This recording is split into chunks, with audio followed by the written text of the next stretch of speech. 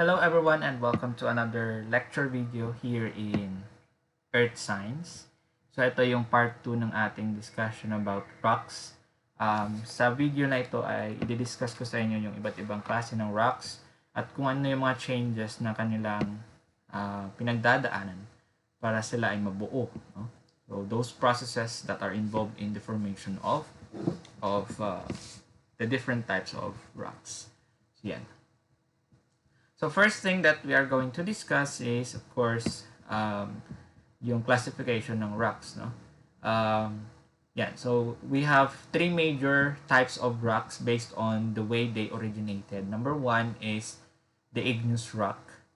So igneous rocks are rocks which originated from the magma or the molten or hot molten materials beneath the Earth's surface.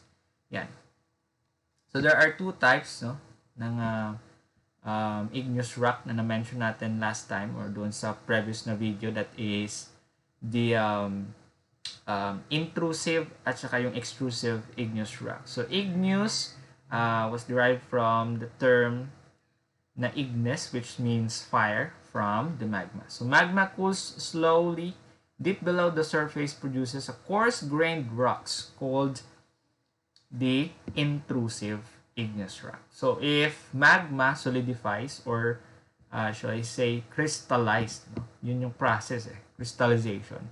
It will produce a coarse-grained rocks. Tinatawag natin na intrusive igneous rock. Okay? Intrusive siya. Sa loob pa siya ng ating crusts, yung igneous rock na yan. So magma yung kanyang origin, no? Nag-originate siya sa magma.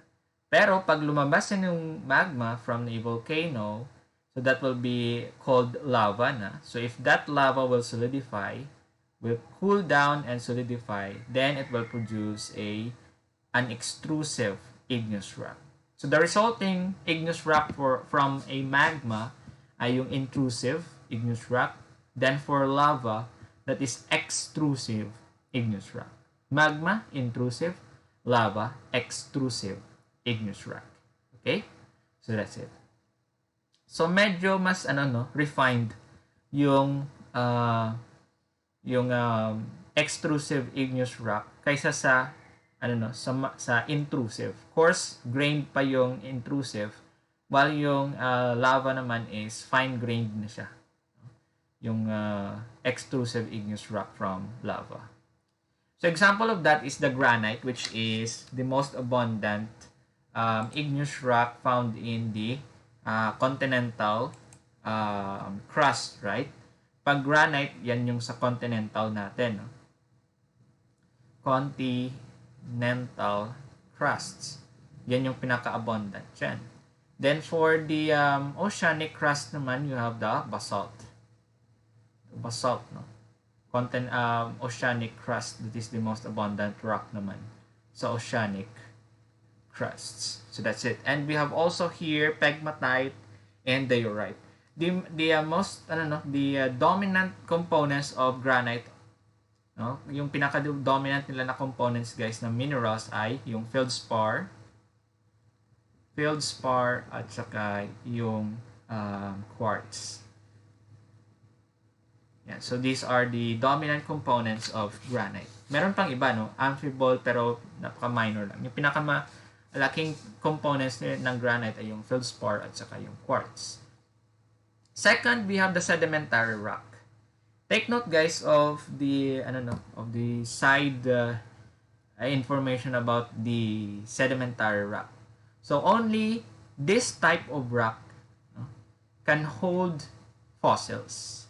Okay? You cannot find fossil in an igneous rock.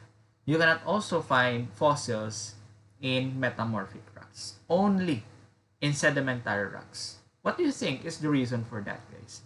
Bakit kaya sedimentary rocks lang yung makaka-hold ng fossils? What do you think? Okay? Hulaan nyo nga kung ano yung yung answer dyan. Ano kayong dahilan? Bakit sedimentary rocks lang yung merong yung fossils, no? Merong fossils. So bakit sila lang, no? Say for example, for igneous, bakit wala siyang fossils? Yung dahilan kasi pag igneous, bagong form pa lang siya. The youngest form of rock. Yung igneous, no? Youngest form of rock. Bagong labas eh. Bagong labas from a volcano or from a tectonic plate boundary. Bagong labas pa lang siya. So wala pa siyang makikerry na fossil dyan. And kung may fossil man, masyadong mainit pa yung igneous rock. Parang bagong lutong dish or pagkain. Masyado pang mainit para kainin. So, papalamigin mo muna. So, hindi siya makaka-contain ng fossil pag ganun. Kasi pag masyadong mainit, matutunaw yung fossil. Alam naman natin na fossils are very delicate, sensitive na objects. Diba? Sensitive sila sa temperature change and other factors. So, that's why dito sila sa sedimentary rock. Hindi sila pwede sa igneous kasi nga masyado pang mainit yung igneous. Okay? Or masyado pang bago. And then, how about the metamorphic rock? Why is it that fossils are not found in metamorphic rocks? So, metamorphic rocks, have been through a lot of pressure and heat. So, if ang tendency niyan, kung sedimentary rock na may fossil yung naging metamorphic rock, hindi ma-maintain yung fossil diyan sa metamorphic rock. Kasi na-expose sa heat and pressure. So, matutunaw or masisira yung fossil sa metamorphic rock. So, yun yung dahilan. For igneous, that is very hot pa siya. And young na rock. So, hindi pa siya makaka-maintain ng fossil. For metamorphic naman, nag-undergo na siya ng heat and pressure. So, ang tendency is masisira yung metamorphic rock. Or yung fossil pag meron man. So, yung pinaka-ideal na rock na makaka-hold ng fossils ng remains of plants and animals during ancient time ay yung sedimentary. Take note guys, kung meron kayong planong maging archaeologist or di yung mga anthropologist natin, yung fossils ay hindi nakikita sa igneous or di kaya sa metamorphic, only in sedimentary rock. Okay? So we have here the process known as weathering. That is the initial process in the formation of sedimentary rock, weathering. As mentioned in the rock cycle, yung igneous or yung metamorphic rock ay ma-expose into weathering agents. So, mabe-breakdown and magiging sediments, di ba? Magiging sediments siya. And then here, so the weathered materials are then transported or deposited as sediments via water, wind, and other agents of erosion and deposition. Again, erosion is the process of washing out sediments, or the transfer of sediments from one area to the other. So that's it, the erosion. Meron tayong mga agents of erosion din, water, wind, and ice pareho din. So weathering. And then, they will be deposited, and then, dyan na mag-umpisa yung tinatawag natin na process of sedimentary rock formation or yung tinatawag natin kanina na lithification or doon sa previous na video natin, lithification. Okay? So sediments are accumulations of silt, sand, gravel that settle out of the atmosphere or out of water. So ano yung two sources of sediments natin, guys?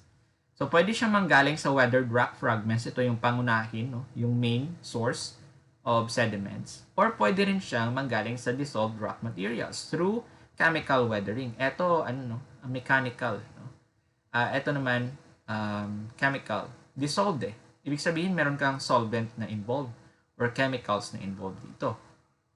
So, yung mapoproduce natin through weathered rock fragments ay yung clastic sediments. Ito yung sediments na nakukuha natin sa weathered rock fragments. So, just like for example, mga siltstone, sandstone, ito yung mga rocks na nabuo as clastic sediments. So, when deposited from the air, clay and silt-sized particles are commonly called dust, alikabok, dust particles. And then here, we have the chemical sediments. As mentioned earlier, merong involvement ng chemicals. So, chemical precipitation from solution. Again, when there is a solution, meron siyang solvent at saka solute, di ba? Ganun yun. And then, crystallization from evaporating water. Meron din tayong biological sediments. And of course, yan, no, mga examples. The carbonates and evaporates. So these are examples of biological sediments. Yung carbonates, calcium carbonate for example, that is nabubuo yung limestone. Yung evaporates naman, dolomite. Okay? So that's it. Two sources of sediments. Yung pinaka-dominant dito guys is yung weathered rock fragments. Yan. So napo-form. Ito yung pinaka-marami. No? Clastic sediments guys. Okay? So that's it. So pag naging sediments na sila guys, madideposit sila, they will undergo what we call the lithification na process. So again, meron siyang dalawang sub-processes yung lithification. As mentioned doon sa previous video, it involves compaction, which results from the pressure brought about by the weight of the overlying sediments on the sediments below. So this is in terms of the stratification of sedimentary rocks, guys. Say for example, ito. Yan. Ito yung initial na layer. Tapos, papatungan siya ng another layer sa ibabaw. And then, another layer of sediments naman. Over time, no, magbubuo siya ng stratification, guys. Layering of sediments. And yung weight niya ng mga nasa top na layer will press the layer below, creating sedimentary rock. Okay? So, yan yung tinatawag na compaction, guys. Kinocompress. Pinipress ng pressure dyan. No? Pinipress, kinocompress dyan sa ilalim. So, bumubuo yung mga sediments, no? Or nag-i-intact yung mga sediments. Nabubuo yung sedimentary rock. Then, it reduces the thickness of sediments, the sediment deposits, squeezing out water as the grains are packed more tightly together. So parang pinipiga, sinisqueeze because of pressure and weight of the overlying sediments. Si babaw yung sa bottom. So doon nabubuo yung sedimentary rock. And then we have also the cementation. When we say cementation, it involves adhesive or cementing agent, guys. It is it is like a glue which holds the sediments together. Yan. Glue, no? Parang adhesive siya. Na binabind yung particles together. So the space between the sediment particles are filled with chemical deposits and binds the particles together into the rigid, cohesive mass of sedimentary rock. So, yung mga common cementing agents, we have the calcite or calcium carbonate. I'm sure you're familiar with that. We discussed that once sa previous na video natin. So, calcium carbonate, CO3. And then yung silica or silicon dioxide. So, this one. Dalawa sila yung pinaka-common na cementing agents or parang glue na nag-hold sa mga sediments together to form the sedimentary rock. Okay? So that's it. Compaction, cementation. Compaction only pressure, no? Yung keyword dito, guys, pressure. For cementation naman, meron tayong cementing agent. Kuha. O, i-take note na. I-take note mo yan. Next, number 3, syempre, metamorphic rock. So, paano ba nabubuo yung metamorphic rock? Meron tayong dalawang keywords for the metamorphic rock formation or tinatawag natin na metamorphism. That is heat, init, and pressure. Okay? So, rocks which have been transformed from pre-existing rocks by high temperature, no? From heat, and syempre, pressure. So there are two major changes during metamorphism. Meron tayong mechanical change. So again, pag mechanical change, guys, that is just the change in shape and size of the minerals, for example, or rocks. Walang change in composition or chemical change. Wala, no? Walang nagbago sa component niya. Kung calcium carbonate yan, calcium carbonate pa rin. Walang nagbago. Nagbago lang sa size and shape, but the component stays the same, no? Yung component niya ganun pa rin. Yeah, so Mechanical change includes fracturing, crushing, change in shape caused by intensive pressure, so there is no change in composition. The change in composition or change in chemical structure, nandito na nangyayari sa chemical change, guys. So, it includes recrystallization, or when we say recrystallization, guys, that is the rearrangement of the atoms within the mineral. Okay? Rearrangement or the reordering of the atoms in a mineral, or tinatawag natin doon sa mineral na crystal structure, di ba? Yan. So nabubuo, nag-iiba yung component niya, merong chemical change. Hindi na siya dati, di ba? Sa mechanical change kasi pwede mo pang ibalik sa dati, di ba? Ganun pa rin yung kanyang nag-change na siya sa shape at size, pero ganun pa rin yung component niya. Sa chemical change, bago na talaga siya. Recrystallization, bagong substance na talaga siya. And loss of water. Anong tawag natin dyan? Loss of water, dehydration. No? Recrystallization at saka yung tinatawag natin na dehydration. Removal of water from mineral deposits para ma-form yung rock. Metamorphic rock. Okay? So we have different types of metamorphism. Meron ditong tatlo, guys, pero idadagdag ko na lang yung pang-apat mamaya. So pag thermal metamorphism or also known as contact metamorphism, ito yung involved dito, guys, is heat. Yung highlight dito is heat. Only little pressure is involved in this type of metamorphism. Ibig sabihin, yung metamorphic rock na produce via heat, no? Extreme heat, no? Extreme temperature, nabubuo yung metamorphic rock through thermal metamorphism. So heat yung pangunahing ingredient dito. For dynamic metamorphism naman, guys, that is the opposite of thermal. So the highlight or the main ingredient for this one is pressure.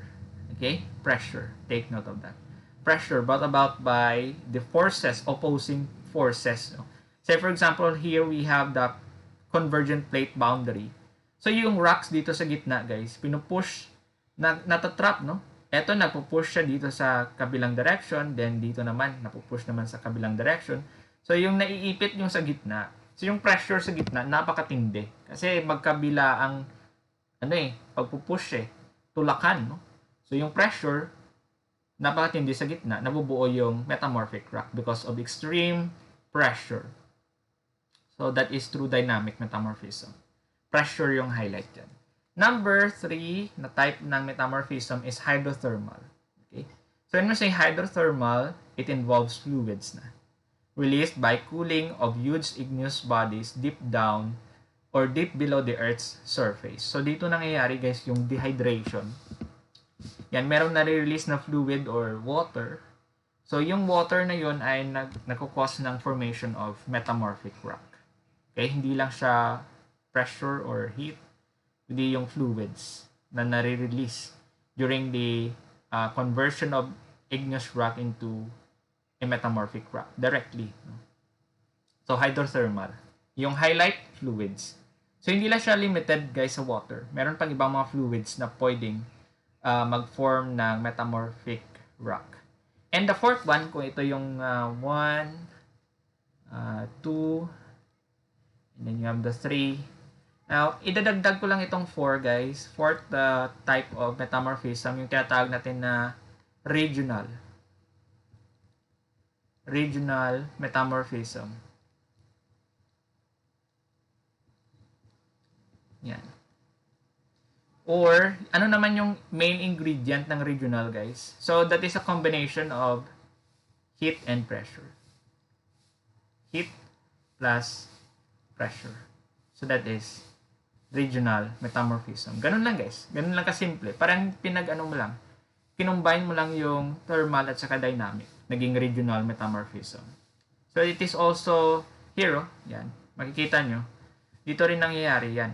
Yung regional metamorphism beside the dynamic and contact metamorphism. So that is a combination of heat and pressure. Yung component ng or yung main ingredients ng regional metamorphism. And then here we have the recrystallization. So ito yung mga changes na, guys. No need na to mga changes na ito hindi na to type ng metamorphism. So we have here recrystallization is the chemical change, reorganization, and growth of minerals originally present. Yan. So mga changes na ito, guys. And then we have here the version of, rock version of cleavage. Si diba sa mineral, yung mag-break along a smooth plane, tawag natin cleavage. So dito, sa metamorphic rock, tawag natin dito is foliation, or the ability of metamorphic rock to split along smooth plane. Yan. So these are changes na, guys, not a type of metamorphism. So 1, 2, 3, 4, they are types of metamorphism. Thermal, dynamic, hydrothermal, and regional metamorphism. Yan. So regional, heat, and pressure siya. Next, we have here, yan. So, ito na, guys, yung mga, sand or yung mga sedimentary rocks na naging metamorphic rock. Yung limestone is a sedimentary rock. But because of metamorphism, nagiging marble siya. Yan. Yung limestone is calcite, no? Nagiging marble na yung structure na pagka na-convert na siya into metamorphic rock through metamorphism. And then, katulad din neto, no, sandstone is also a sedimentary rock. Because of metamorphism, nako-convert siya into quartzite. Pero pareho lang yung component na, guys. Pareho lang, no? Quartzite, sandstone. Sandstone is the sedimentary version. Quartzite is the metamorphic version. Limestone is the sedimentary version of marble, no? Marble is metamorphic form na ng limestone. Okay? So, remember, remember ninyo doon sa ating, rock cycle. So, yung sandstone or yung sedimentary rock, pag na-expose siya sa heat and pressure, nagiging metamorphic siya. So, ito yung nangyayari. Yung sedimentary na-expose sa heat and pressure, or dito sa iba't ibang klase ng metamorphism, so nagiging marble siya. Ganon din sa sandstone. Okay? So, that's it.